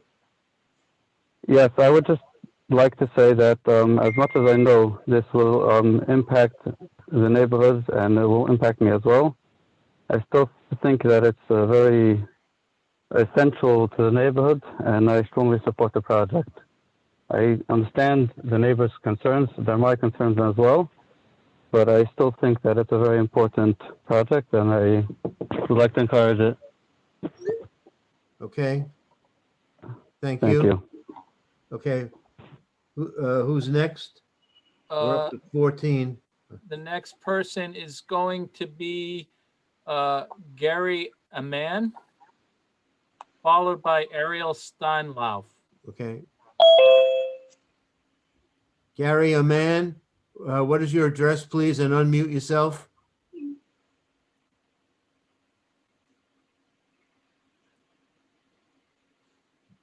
Gary, can you hear me? Your address, please? Gary, are you there?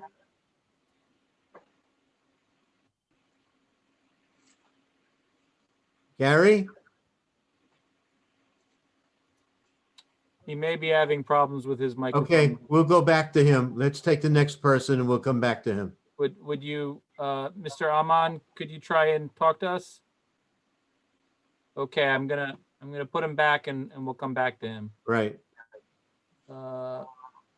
Next will be Ariel Steinlauf, followed by Frank.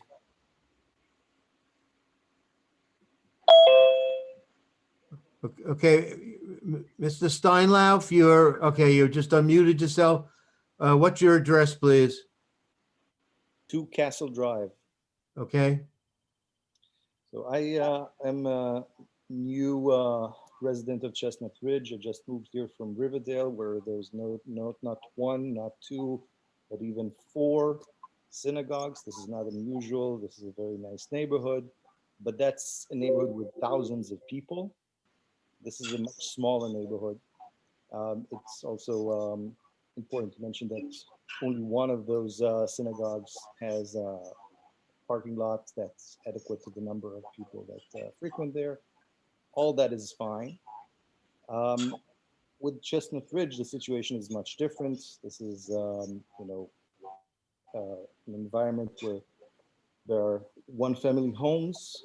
And the question that I have in my mind is, why do we have a 200-member synagogue in such an environment, and why do we need a 40-car parking lot, which is of course inadequate to this situation? I don't think, again, as has been mentioned by others before me, that this was the original design of this neighborhood.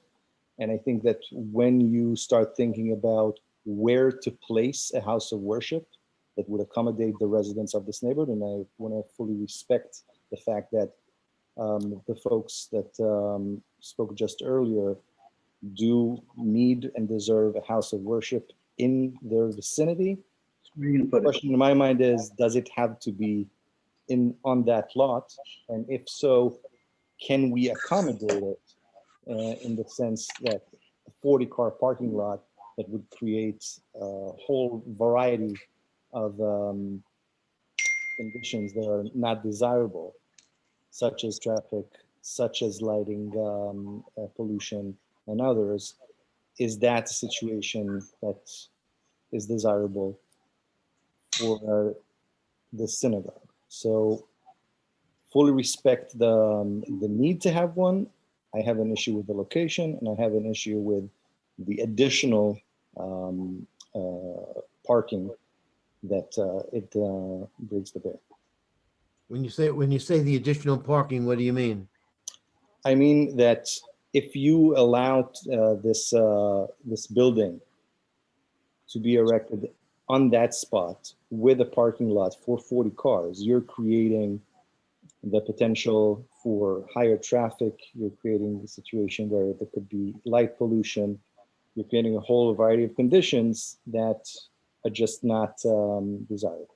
Okay, the number of parking spaces runoff on the street. It's based on the code requirement. So they're meeting the code requirement. They're asking for a variance.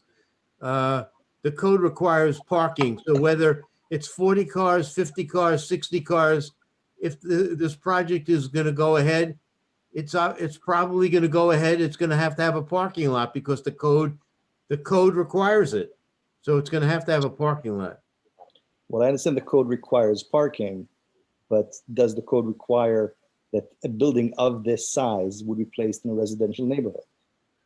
Yes. Well, yes. Right now, the size of the building falls within the parameters of the local law that was passed, which indicates they can have a building up to 10,000 square feet.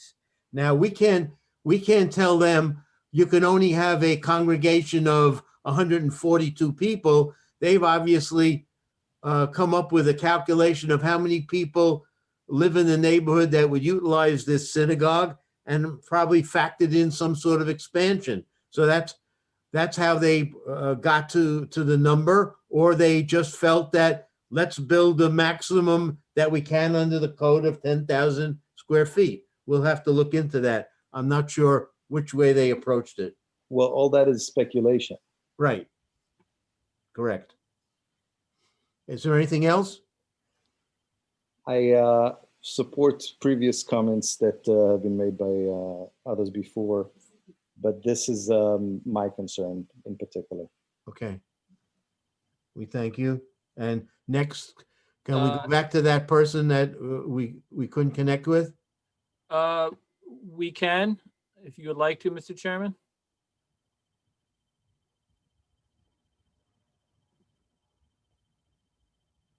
Mr. Aman, if you can hear us, please.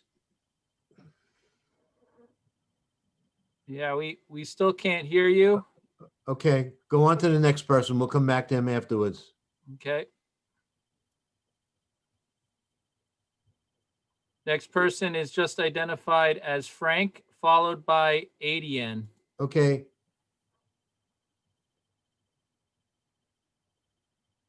Frank, are you there?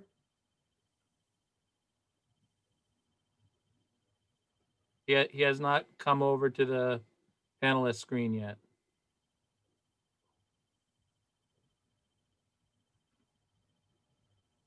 Okay, go on to the next person and we'll try coming back to him. Okay, the next person is Adian. Is that a first name or a last name? It's a first name. Okay, and what is your last name? It's Shapiro, Shapiro, and I live on 23 Appledale Lane in Thank Chestnut you. Ridge. Okay. You know, listening to this, I'm really against having a house of worship in a residential area. We all grew up here. But can I just stop you for 1 second? Yes. Okay. So we're a planning board and we have to follow certain regulations. We have a zoning code to follow. We have a subdivision code to follow. And at some point, when people were making comments, I pointed out that the state of New York says that houses of worship belong in a residential zoning district. So you can't zone them out. The village had a regulation which required 5 acres of zoning, and that was questionable whether it was legal or not to do that. And then they enacted this local law, number 1 of 2019, which has 3 different classifications for community place of worship, a neighborhood place of worship, and a residential gathering place. And they're filing under the neighborhood place of worship, which allows a neighborhood place of worship under certain conditions in the law. And basically, we have to follow that. Okay. I understand that, but as residents that live in the area where this is going to be proposed, we don't have a say. We don't have a say. Okay, cool. We don't have rights. You tell me where our rights are as residents of Chestnut Ridge. You tell me. Okay, I'll tell you what I know. Okay, that when the village proposed this local law, they had at least 2 public hearings. Okay, there might have been 3. I'm not sure, and they heard from members of the public who were in favor of regulations of this type, or they heard from people who felt that it shouldn't be enacted. And then the village enacted these regulations the way they felt that they should have enacted them. And unfortunately, whether we as a board like the regulations or not, we're empowered to follow the law, just like we're empowered to follow the zoning regulations and the site plan regulations. Do you know how many homes in the Chestnut Ridge Village area that have places of worship that they go and pray, and they're breaking the law because you guys, as well as the Chestnut Village Hall, does not crack down on more than 10 people or less they're supposed to be in the house of praying? What do you think is going to happen if this gets passed? They're going to do more things that we are not going to have any rules or any rights at all. This is wrong. How would you like this in front of your home, or 2 or 3 homes? How would you like this to be proposed? This house of worship, this area, Chestnut Ridge, we all grew up in. Our parents bought homes. We bought homes. This is a residential area. This needs to be put on a main street, not in a residential area. Yes, you come back and tell me that this thing was proposed, that they're able to do this. This is wrong. I don't even believe why we're even having this conversation. What are you guys going to do? Any of you? You listen to us tonight. You hear us emotionally upset about this. The area obviously has changed within the last 5 years. We call the police. The buses come through. They do what they want. They don't follow the rules. They don't social distance. They don't put masks on. I'm not a racist. Everybody's allowed to do whatever they want. They could pray, but not in a residential area. This needs to be put, wait a minute, I'm not done yet. This needs to be put on a main road. I don't want a church here, and I sure don't want a mosque here, and definitely not a house of worship where this is proposed. I don't believe the majority of the residents of Chestnut Ridge agrees with this. Okay, I've spoken to so many people, and most people are against this. I just wish more people would get out and vote all of you out of office who support this. This is what I wish. It's wrong. Let this be in front of your home. I hear you. Let's have an educated conversation, and let me see how you would like it. You know what this is going to bring. It's going to bring more traffic. There's enough buses that are coming through that we have to deal with this. This is wrong. It doesn't belong here. And I'm wasting my time because I feel like I'm talking to walls. What are you going to do? You're listening to all of us tonight. It's ridiculous. You know, as well as I know, this does not belong in a residential area. This belongs in an area on a main road. Are you finished? Outrageous. Okay, are you finished? Yeah, I'm finished. Okay, I understand your concerns, but let me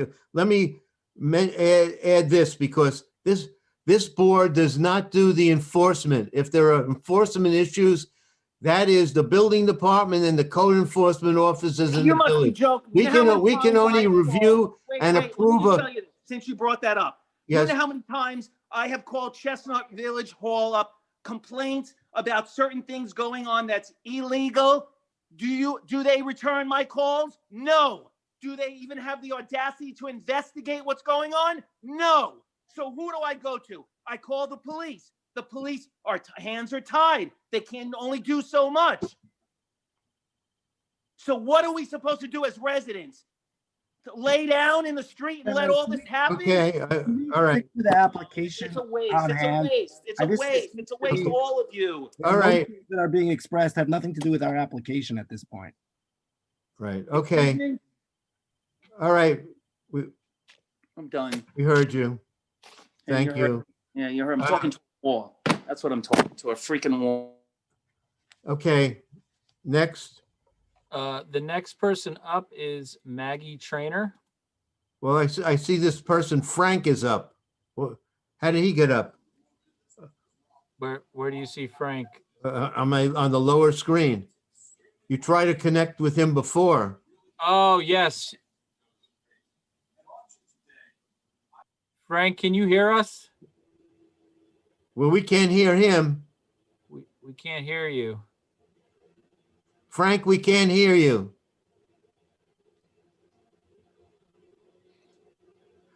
Frank, you can keep talking, but we don't hear anything.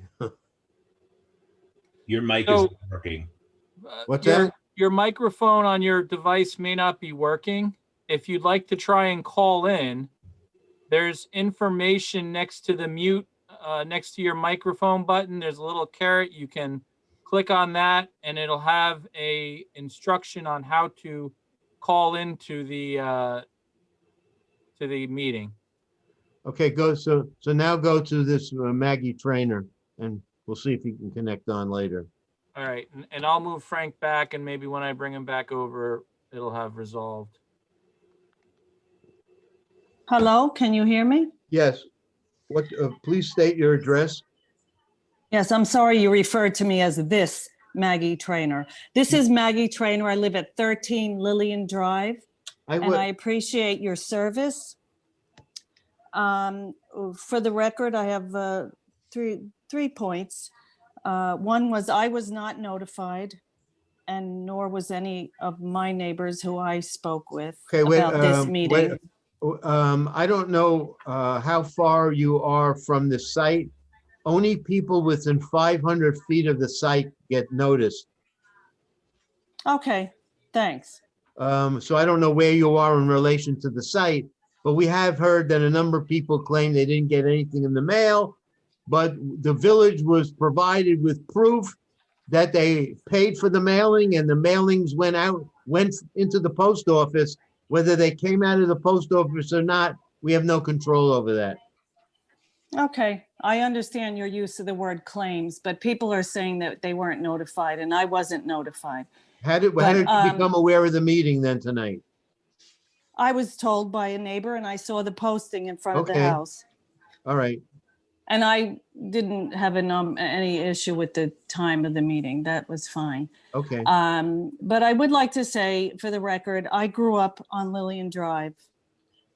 So I have lived here my entire life, and my parents were first owners here. And this proposal, even though I do embrace the fact and the law of a neighborhood house of worship, but this proposal is not a proposal that is in keeping with the character of this neighborhood. Mr. Stroh referred to the people searching for 2 years and the neighbors approved. That's not so. This is absolutely much too big for Samuel Road. And the other piece is that Samuel Road is not a piece of Dexter Park. Samuel Road is part of what is known as Pascack Homes. So this neighborhood issue has nothing to do with Samuel Road. A 7,000 square foot structure on high ground with a parking lot supposedly for 40 cars is not a neighborhood house of worship. My embracing the fact that my new neighbors will need a neighborhood house of worship is so that they go on foot, not in cars. So the parking lot whole thing is just, I think, bizarre. And the other thing is, there has been no mention through any of this of a traffic impact study.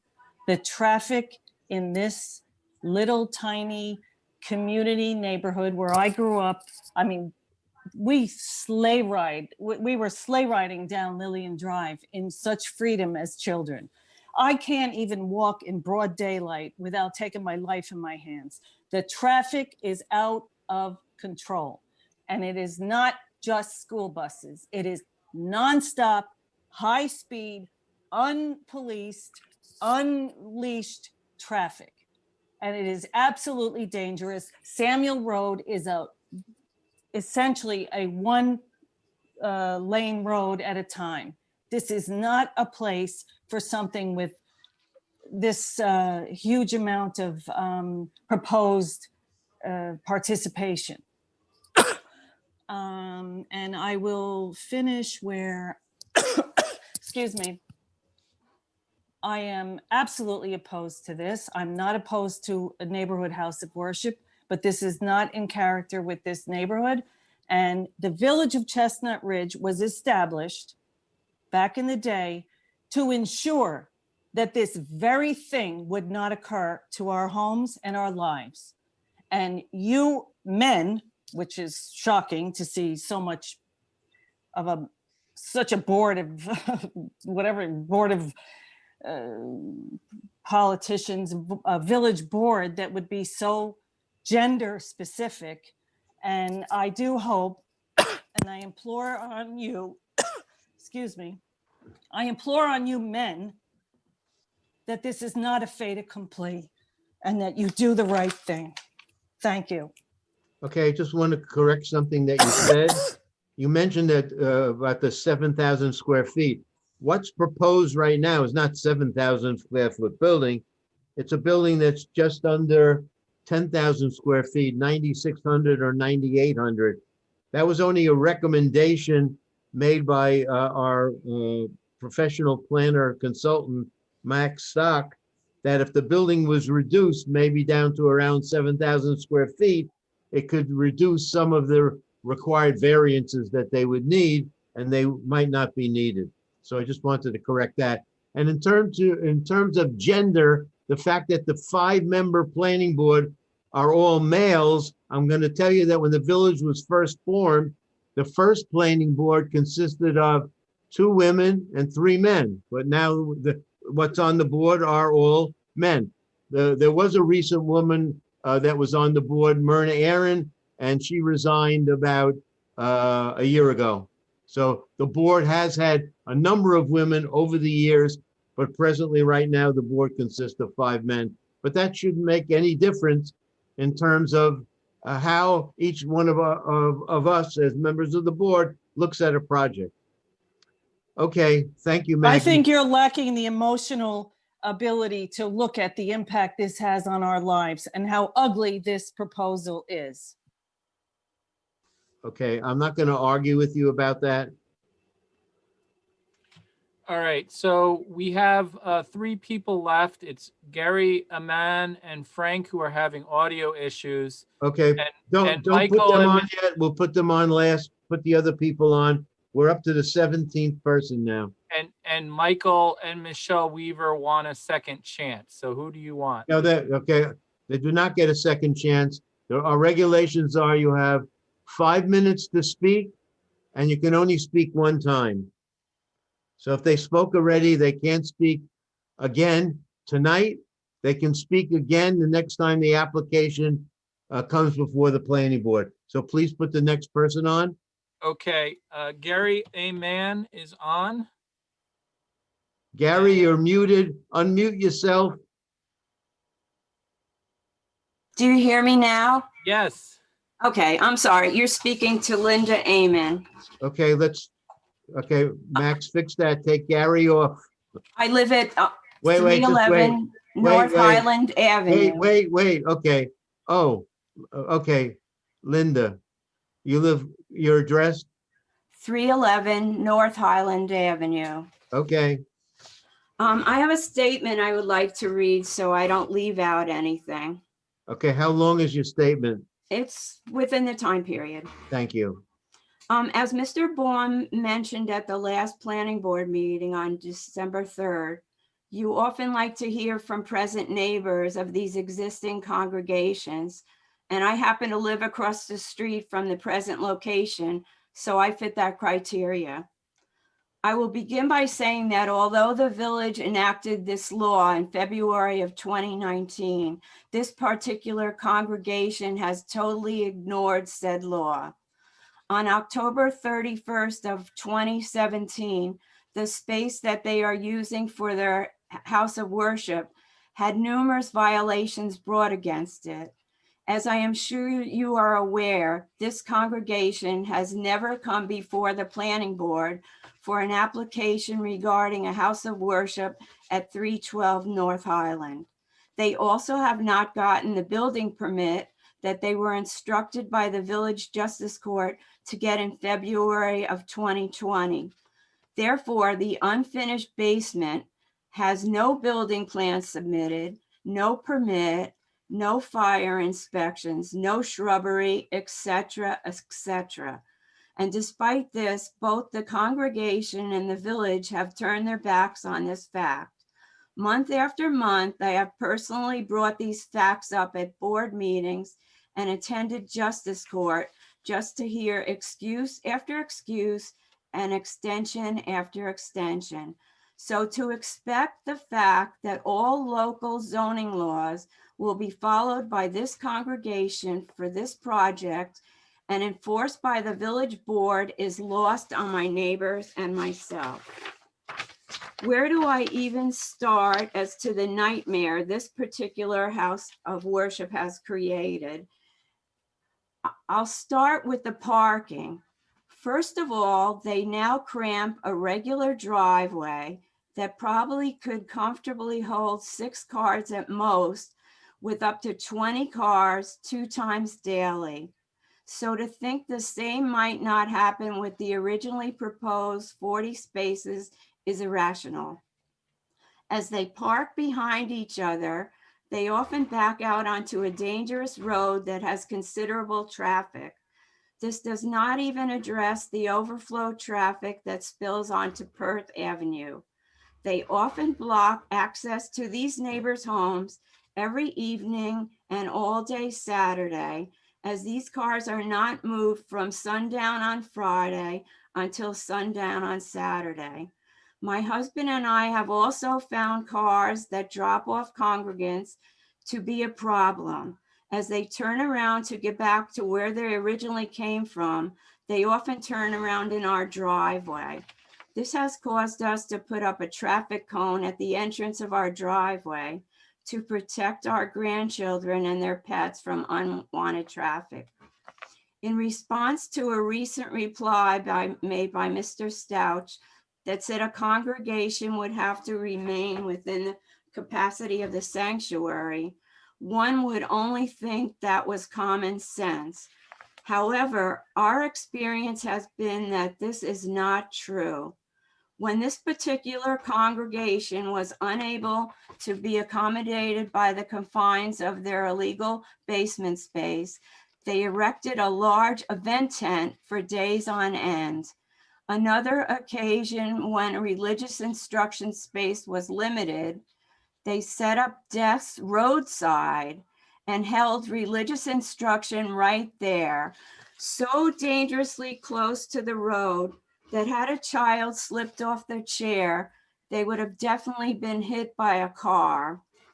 In ending, I haven't even tackled the impact on the surrounding environment. The visual eyesore of the property that is not maintained, increased foot traffic that often walks on the wrong side of poorly lit roads without safety vests, use of heavy equipment to dig for additional parking spots without marking utilities for the safety of the neighbors.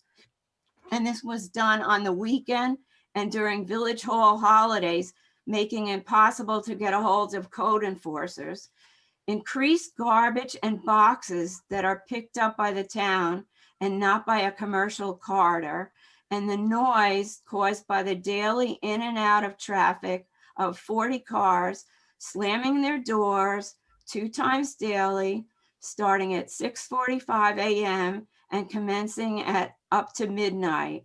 So to hear how wonderful and what a great neighbor this house of worship will make is like listening to a fairy tale. Thank you. Linda, Aman, can you send that, were you reading from a written or typed document? Yes, I did. Can you send that into Mary Balick, Secretary to the Planning Board? I definitely will. And also, if you don't mind, I'd like to send some pictures with it That's of fine. everything I stated. Thank you. Thank you. Okay, there is one more attendee, and that's Frank. Mr. Chairman, just for a moment. So I believe it was Suzanne Ducharme who also read a statement. So in fairness, that should be sent in as well if it wasn't already done. Right. Is she still present, connected to the meeting? Yes. Suzanne Ducharme? Yes, she is. Okay, well, all Mr. Wasserman is asking is that you send in a copy of what you read into the record. So please send it to Mary Balick in Village Hall. Frank is unmuted. We don't hear you, Frank. If you want to try an alternative way to get in touch with us, if you press the arrow next to your microphone that says mute to the right, there's a little arrow, and you can see an entry that says switch to phone audio. If you click on that, it will give you instructions on how to call in to this meeting. If you want to give that a try, if you could turn on your camera and let us know. Max, is there anyone else in the wings? No, that's the last member of the public. Frank is the last member that wants to speak.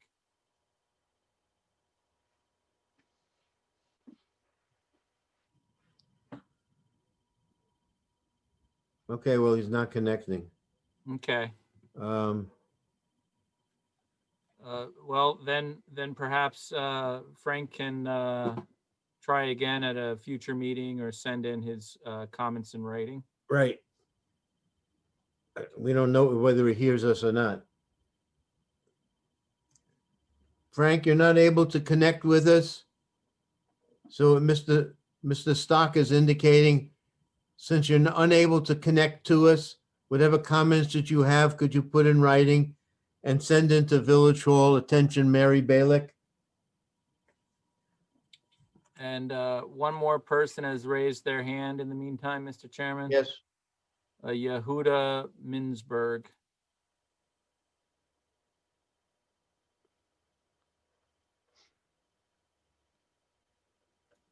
Mr. Minsberg, please unmute yourself and give me, state your address, please. 17 Samuel. Yes. I just came on. I'm not sure about all the comments that were made until now. I just have a couple of quick points.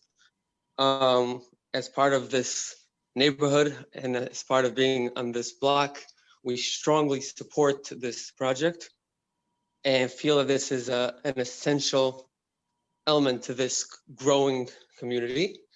This location is, we feel, a very, very thought through location, as it's a very centrally located, and this is walkable for most, if not all. And we look forward to it. The only complaint is that it's not here already. Okay. And is there anything else? No, not at this point. I didn't hear you. No. Okay. Thank you. Okay, Mr. Chairman, there are no more people with their hands raised that haven't already. Okay. At this point, anyone on the board wish to make any comments at this point?